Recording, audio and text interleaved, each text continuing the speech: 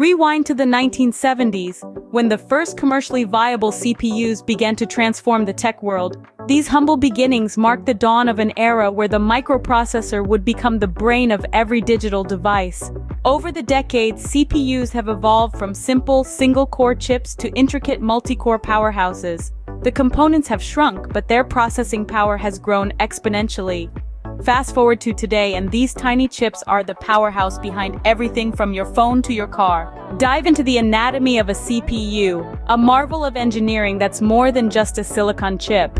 This intricate piece of technology is composed of several key components that work together to process data and instructions. Firstly, we have the cores. These are the powerhouses of the CPU, with each core capable of executing a separate task. This is why multi-core processors can significantly speed up your computer, as they can handle multiple tasks simultaneously. Next up is the cache. Think of it as the CPU's short-term memory. The cache stores data that the CPU uses frequently, making retrieval faster and more efficient. It comes in 3 levels, L1, L2, and L3, with L1 being the fastest but smallest, and L3 being the largest but slowest.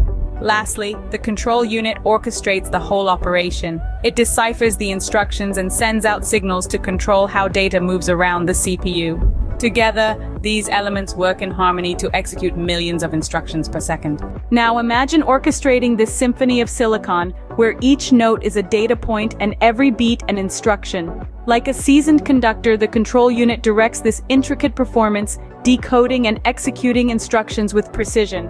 It's a 3-part dance, beginning with the fetching of data from memory. Next comes the decoding, as instructions are translated into a language the CPU can understand.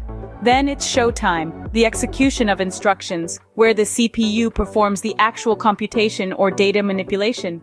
But what about the tempo of our symphony? Well, that's where the clock speed comes in. Think of it as the rhythm that keeps everything in sync. The faster the clock speed, the more instructions the CPU can process in a given time.